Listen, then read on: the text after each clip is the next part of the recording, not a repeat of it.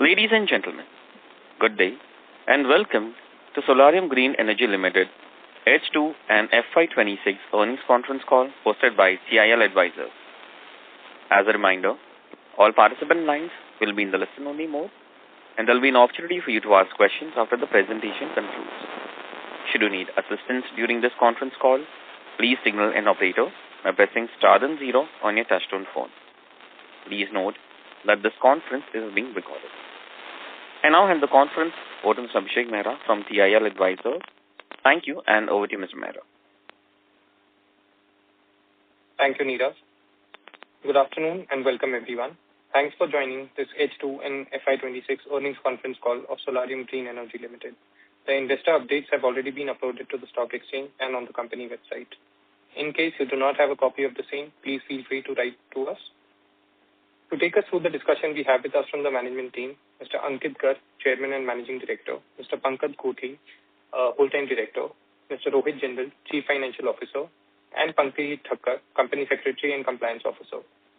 We'll be starting the call with a brief overview of the business performance, which will then be followed by the Q&A session. I would like to remind you all that everything said in this call reflecting any outlook for the future, which can be construed as a forward-looking statement, must be viewed in conjunction with the risk and uncertainty that the company faces. These risks and uncertainties have been mentioned in our annual report. With that said, I'll now hand over the call to Mr. Ankit Garg for his opening comments. Over to you, sir.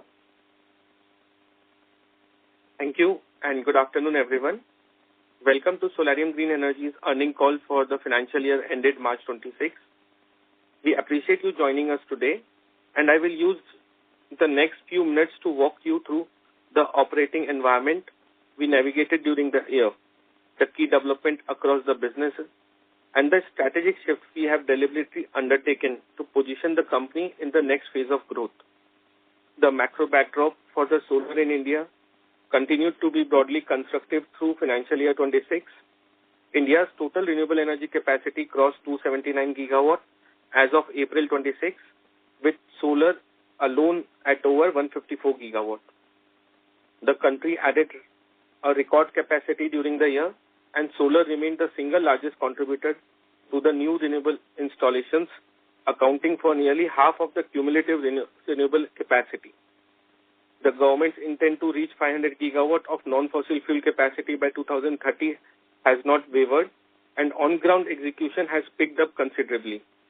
The PM Surya Ghar scheme continued to gather momentum, with approximately 4 million households electrified under the program by May 26, out of stated ambition of 10 million by 2027. That said, the regulatory environment did introduce some near-term considerations. The progression of ALMM2 requirement has been a topic of active discussion across the industry, and I'll address our specific position on this a little later. Let me now speak to what we actually did during the year, because FY26 was a year of considerable operational actions for Solarium. Our most significant development was the commissioning of our 1.2 gigawatt fully automated module manufacturing facility in Ahmedabad. The facility is capable of producing 4,000 panels per day at up to 23.5 cell efficiency, and it can manufacture all type of modules, including large formats G12 panels, which can produce up to 725 watt-peak per panel. We have installed AI-powered quality control and RFID traceability across the production process, which gives us a level of quality assurance we believe will stand us in a good stead as customer requirements evolve. Beyond the manufacturing build-out, we made meaningful progress on our distribution and residential business. We launched our solar kits for the residential market during the year and have been able to scale SARSI partner network, which now spans over 450 partners across more than 25 cities. The second largest position among the 20,000 plus vendors under the PM Surya Ghar scheme is something we are proud of, and we are working to build on that standing. On the large EPC side, we secured 50 megawatt AC ground-mounted solar project in Maharashtra, valued at over 185 crore. This was a significant win for us. I want to take this opportunity to touch upon a deliberate strategic choice we made during the year because it has bearing on how you should read our financial performance. We consciously added ground-mounted large EPC project as another stream for the business. It was a calculated decision to reduce our exposure to the extended receivable cycles that are inherited in government distributed programs. The working capital dynamics of large EPC contracts, while carrying somewhat lower gross margins, give us better control over cash conversion and allow us to operate at meaningful larger scale. As we continue to ramp up the manufacturing facility, the captive consumption from the EPC projects become a key enabler of manufacturing utilization.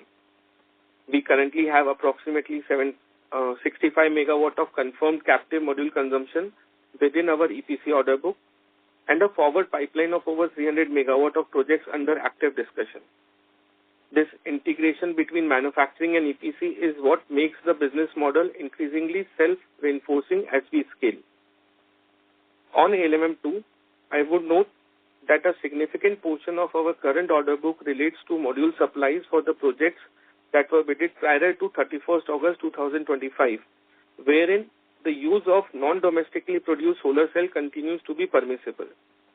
Simultaneously, we are at an advanced stage of securing domestically manufactured cell to support our residential EPC and solar kit segment.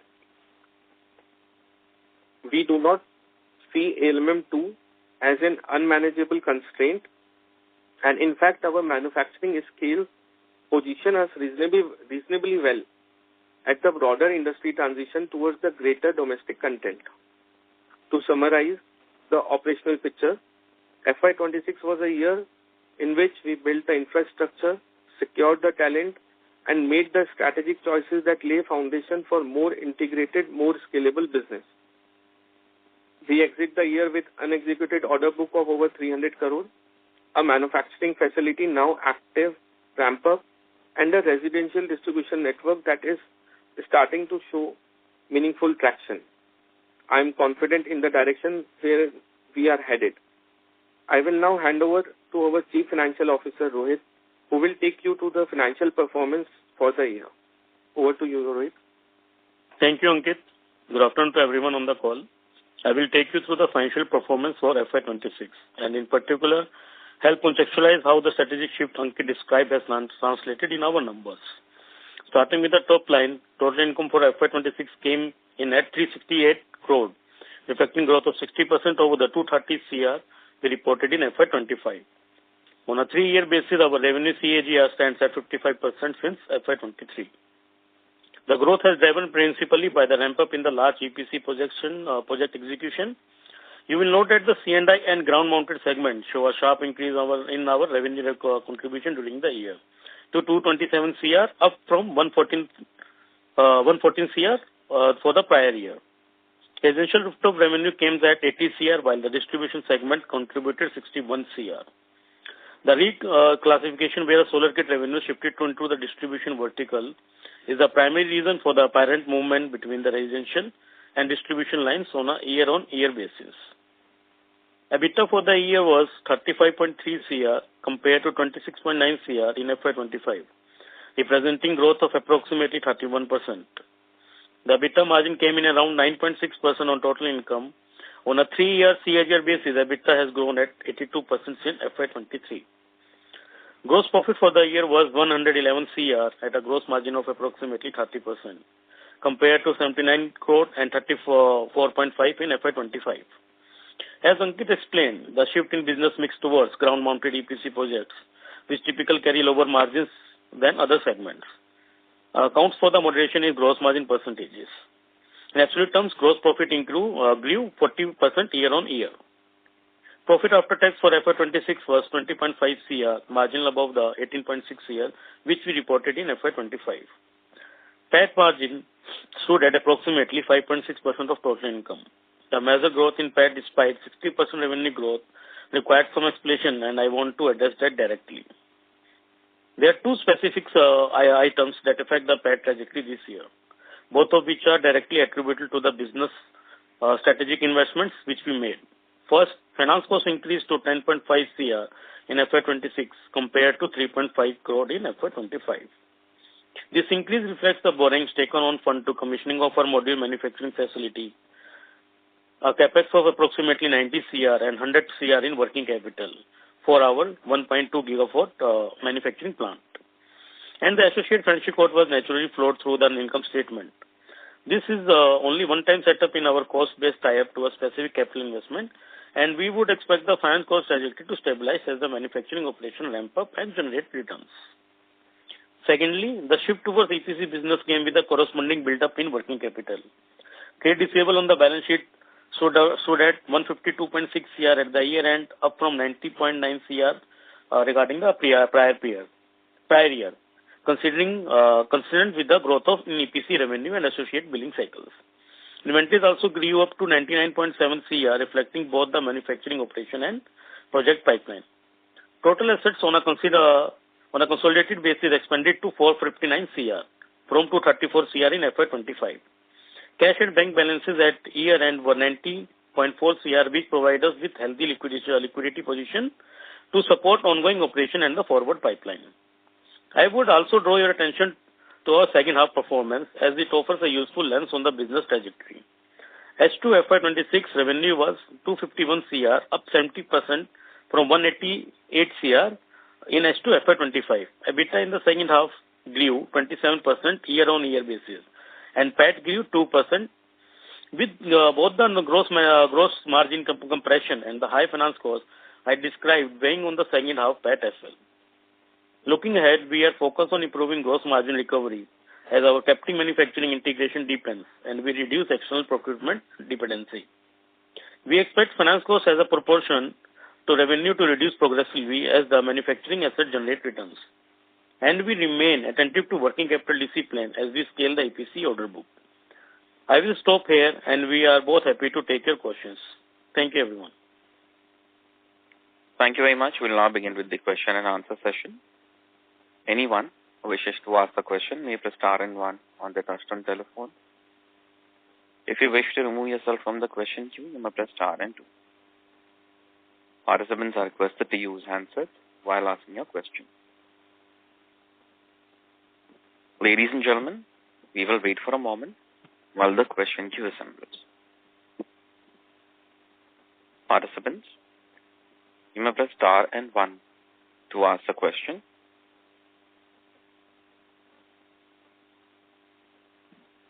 First question is from the line of Rishabh from Arc Capital Management. Please go ahead.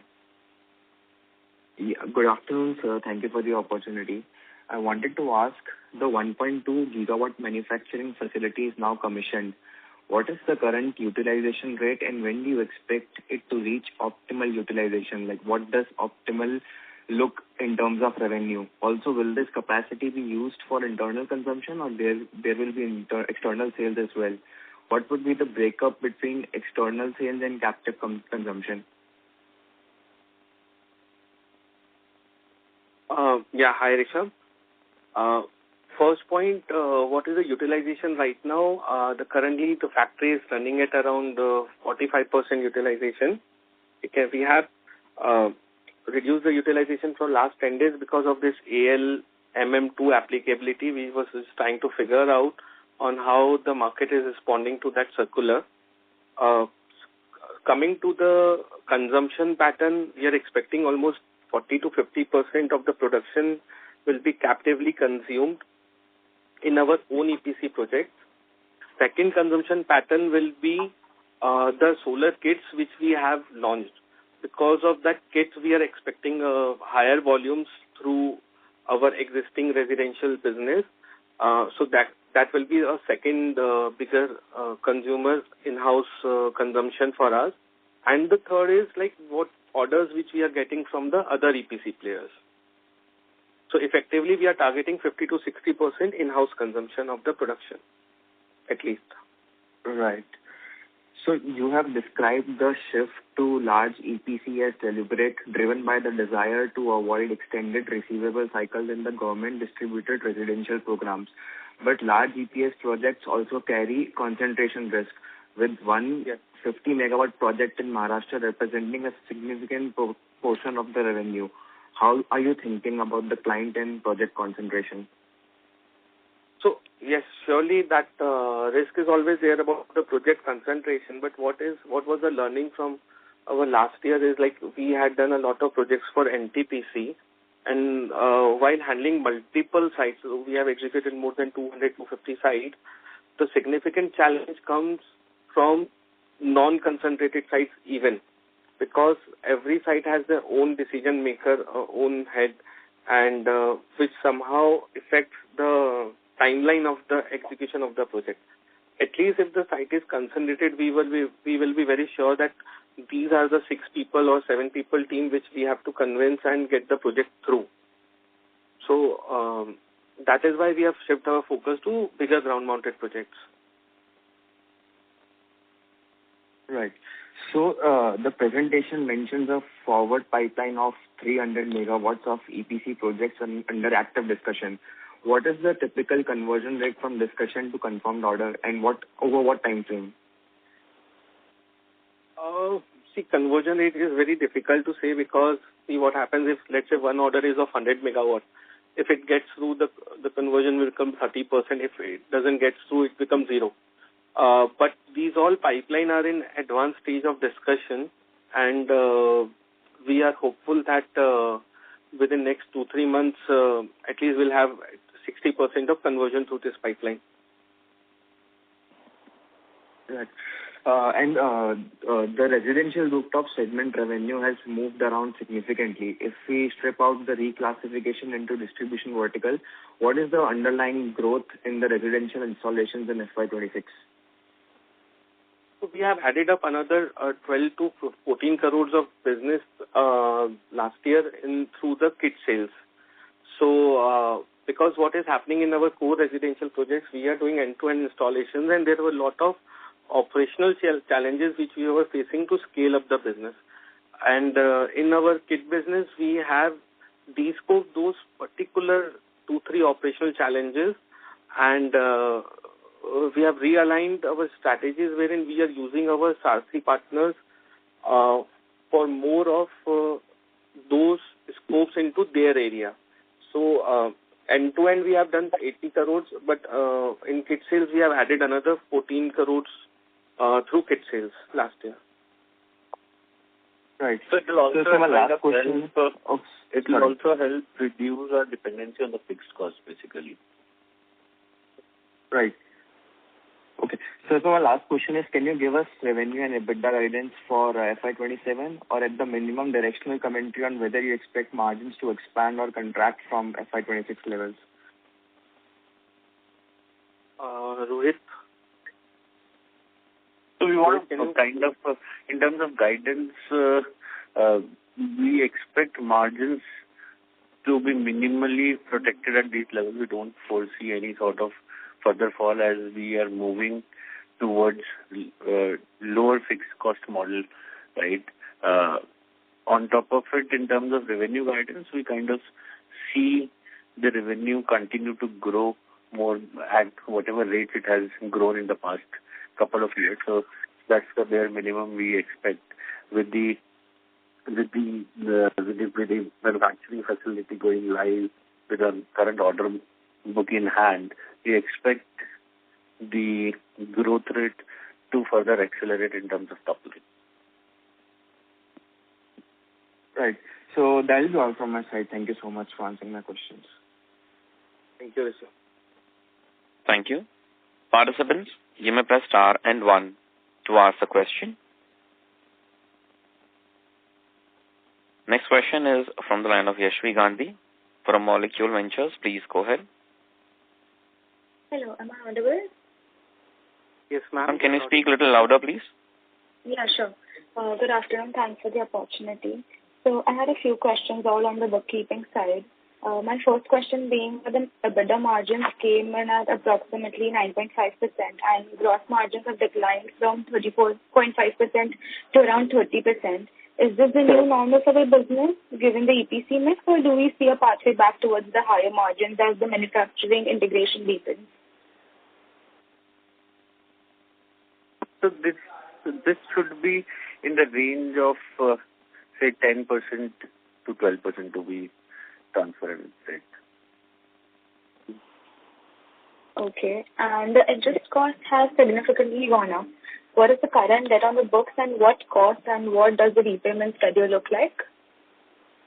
So the majority of this interest cost is pertaining to the working capital, which is for the manufacturing. So manufacturing itself has kind of taken about 100 crores plus of working capital investment, which is repayable on demand. Obviously, this is more of a overdraft limits. Other than that, the fixed the term loan is about 50 odd crores, which is repayable over the next 6 years. Okay, thank you, sir. Thank you. Participants, you may press star and 1 to ask the question.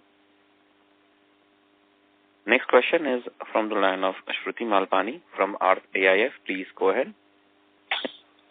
Hello, am I audible? Yes, Hello. ma'am, you are audible. Yes, ma'am. Good afternoon, sir. Good afternoon, ma'am. So my first question is, so you said that your target mix is 50 to 60% for captive consumption, but what was the actual number for FY26? So our module line got commissioned in March. We started production on March 14th or 15th, practically. Oh, okay. So it was planned to schedule on January, but the real production started from mid-March. So whatever we have produced was utilized in the distribution sales. Okay. And also, like, you have published a few orders, like some time back, wherein you were going to supply modules for outside sales. So yes. What is the order book for that? It's about 35-40 crores still to be supplied out of those while we are speaking today. Okay, and when, what's the delivery timeline for that? So it's generally open delivery, means it gets delivered month-on-month basis. So I think over the next couple of months those will be supplied. But it's a regular process. It is not going to be one time. So we keep getting the orders, it keeps getting delivered. So it will get refilled on a regular basis. Okay, so, okay, understood. And with the current order book in hand, that is 300 CR, do you have an execution timeline for, so these are orders in hand and not at L1 or anything else, right? No, these are orders in hand. So out of this, majority of it is pertaining to the current year executions. Like, would it be like in H1 or later in H2? How much of it? It'll be a mix of it. To be honest, difficult to bifurcate between H1, H2, but majority of it will be executed within this year. Okay. Also, sir, majority of it, but rather almost 100% of it to be executed within this year. So, sorry, I missed your last statement. Almost 100% of this will be executed within this year. Okay. Okay, understood. Also, sir, what is the monthly run rate from your residential segment? So currently for the last 3-4 months, we are seeing a monthly run rate of anywhere about 12 crores, about 10 to 12 crores, and this is excluding the solar kit. So I think by the end of the year, we expect, including solar kit, we should be anywhere about 16 to 18 crores kind of number.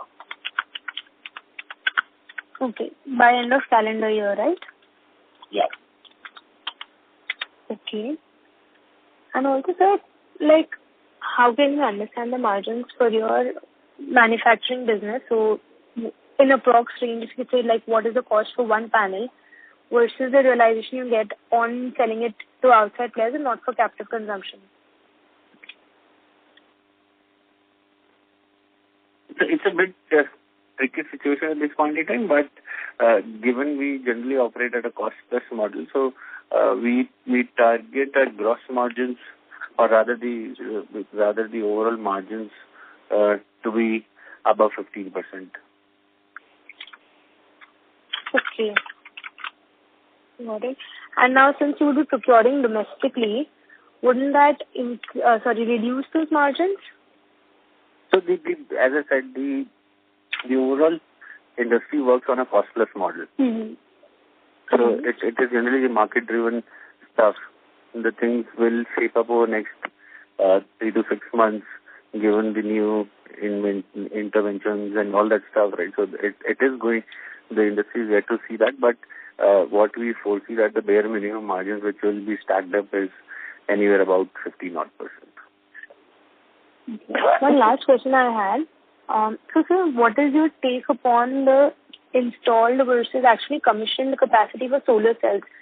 Like, is there enough with the ALCM coming up and government wanting to push the DCR? So, like, do you think it's enough, or can we see even higher prices for the domestic cells?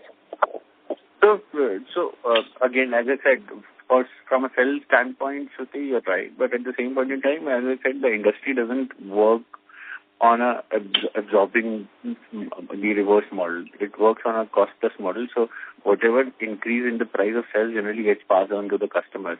Though the overall industry will get to see how that thing happens. But just like yesterday, there is another circular being posted by MNRE wherein they have specifically asked all the cell manufacturers, including modules, that whatever price you are selling during the month, you are going to sell during the month, you need to define it beforehand by 10th of every month. It is every month process.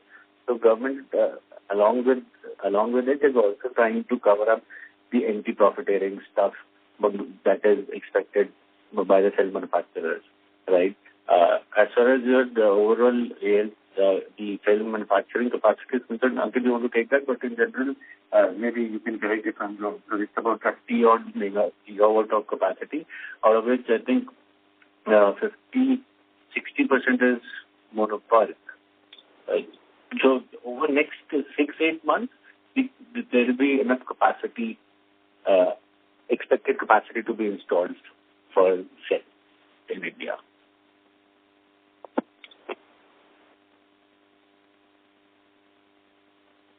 Okay. So you think that capacity would be met domestically?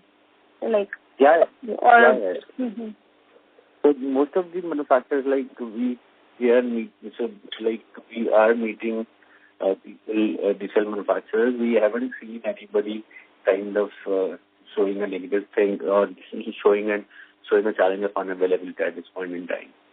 Because there are two segments to it again. That one is the integrated manufacturers who has their own cell plants as well as the module plants. So that's a different category. But at the same point, there are standalone manufacturers as well in India who are already having a decent level of capacity. So we don't foresee that it will be a challenge. Maybe a temporary noise is there, but over next 6 months or so, it will stabilize. Okay. Understood, sir. Thank you. That's it from my end. Thank you. Participants, you may press star and 1 to ask a question. Next question is from the line of Nishita Shanglesha from Sapphire Capital. Please go ahead. Yes. Thank you for taking my question.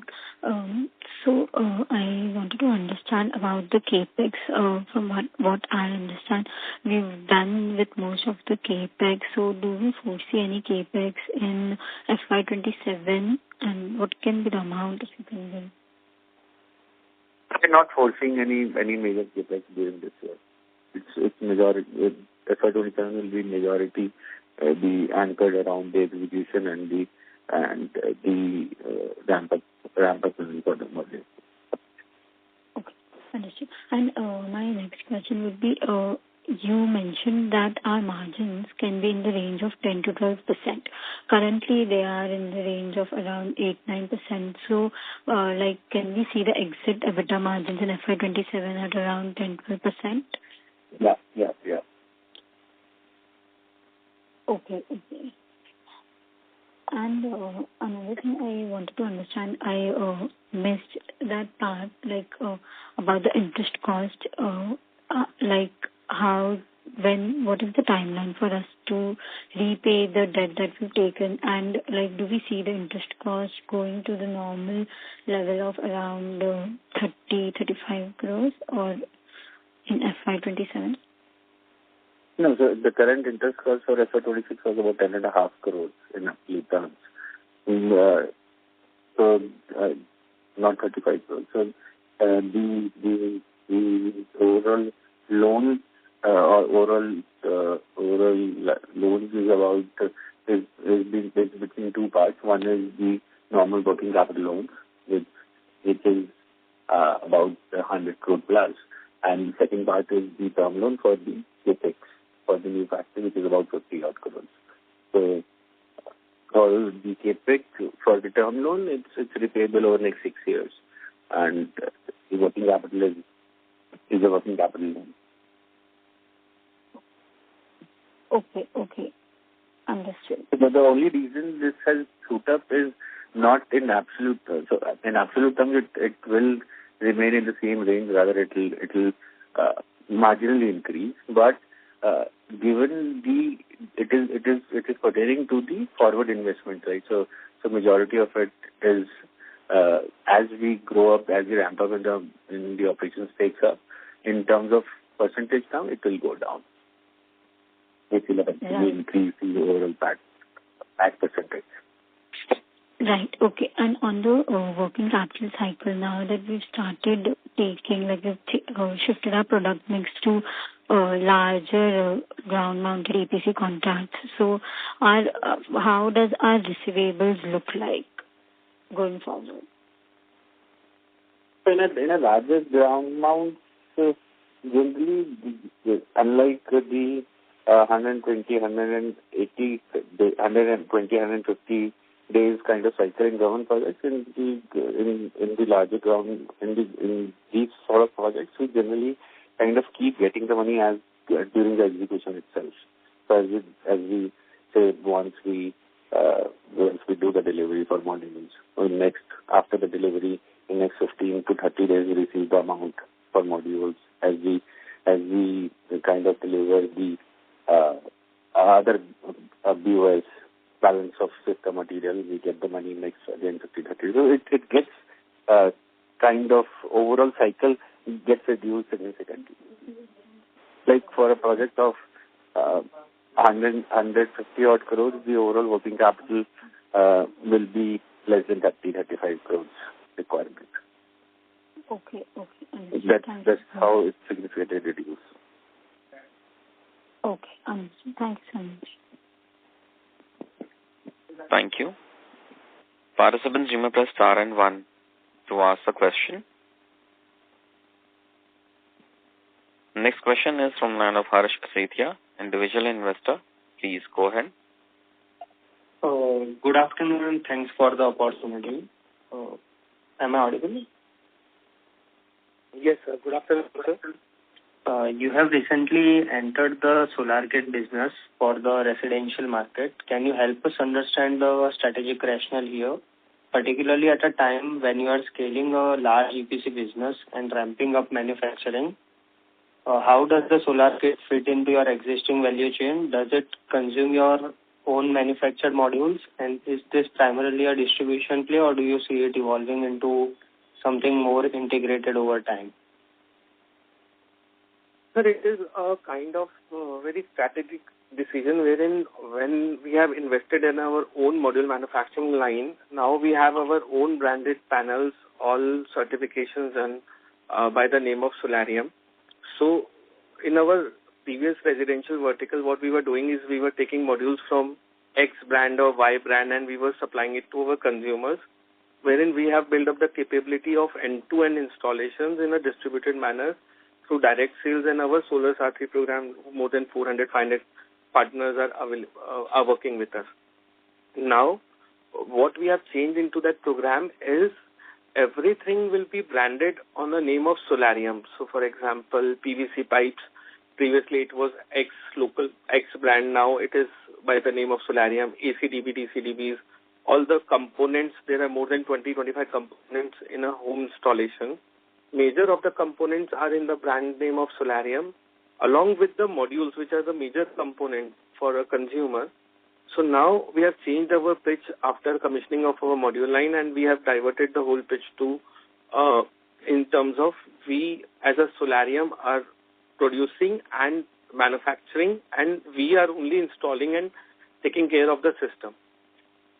Once that narration we have checked, what was happening in our residential vertical is that because we were doing end-to-end installations, all the government licensing part, DISCOM, and getting the net metering done was also in our scope.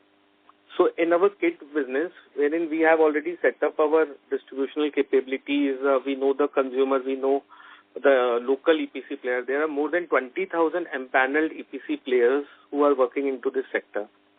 So in our vertical residential, directly we were catering end-to-end clients, but with the launch of kits, we will be able to cater that 20,000 EPC empaneled vendors under PM Surya Ghar Yojana, wherein we will be their single point of supply, so that they don't have to go to 10 or 15 different locations to collect the material and get the system installed at homes. And because we have an understanding on how to customize the residential kit, because we have been doing it from last 6-7 years for our own consumers, so we have launched the whole kit. It has each and everything customized as per the customer's requirement. So it will ease out drastically local EPC players' problem statement of procurement and customization. So within the same capability, and what Himanshu sir said is, it is a very low operating cost model for us. That is why we have launched solar kits, sir.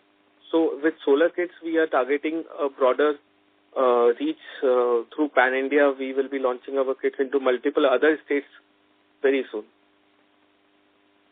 Okay, understood, sir. My next question is, you have spoken about the deliberate shift towards the ground-mounted EPC projects. Can you help us understand this choice more concretely? Specifically, how do the economics of a ground mount project compare to a residential rooftop installation in terms of margins, execution timelines, and cash conversion?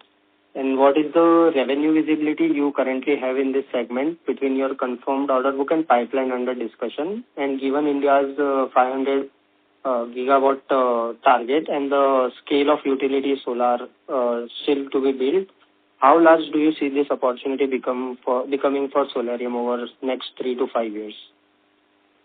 Himanshu sir, would you like to take this question because it includes numbers? So I think largely on the ground stuff.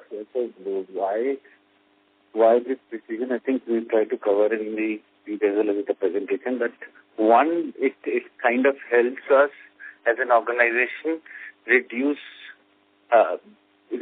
the fixed cost, unlike the distributed play wherein you have to have a lot of people on various sites. That's one. At the same point in time, overall cash conversion cycle also reduces significantly, as I answered just before this, right? So that is the larger reason we shifted towards this. In terms of the visibility, we already have about 185 crores as a order in hand. Ankit covered in the presentation. There are active discussions for about 300 megawatt plus projects. We expect some sort of conversion over the next 3 to 6 months. In terms of the macroeconomics, I think this segment is going to continue, and the integration with BESS will only enlarge this segment. And we, once we kind of stabilize our operations in the ground mount standalone projects, we also intend to enter into the as a EPC player only into the BESS integrations. Though we have done some projects at a small scale, but haven't done those kind of larger projects.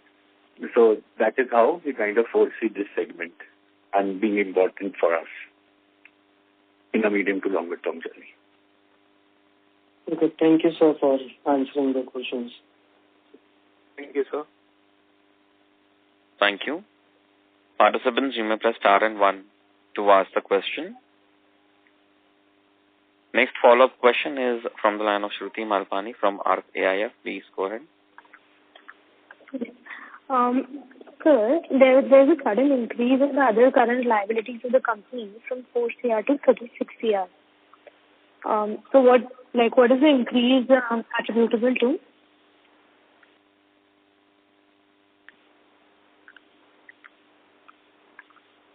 Hello. Hello. Himanshu, sir? Yeah, am I audible? Rohit.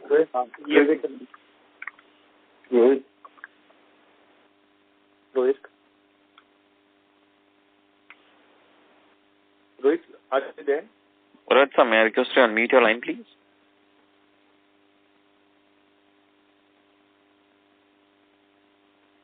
Rohit? Sir, one moment. Let me disconnect. Hello. Yes, sir, go ahead. I'm audible. Actually, I was not able to mute. So there was current liabilities. There are some creditors for the fixed assets. So they are not included in trade payables. So to pay for the liabilities for the manufacturing plant which we have set up. So we are having a current liabilities of approximately 19 CR on that particular account.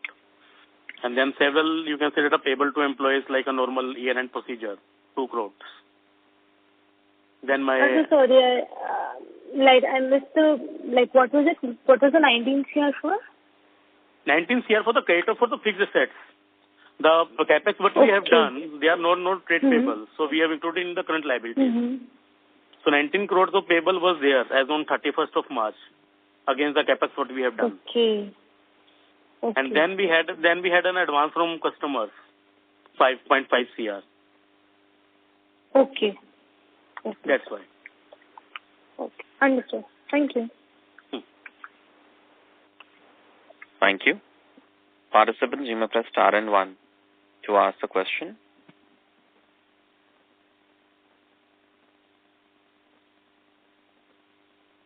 Ladies and gentlemen, you may press star and 1 to ask the question.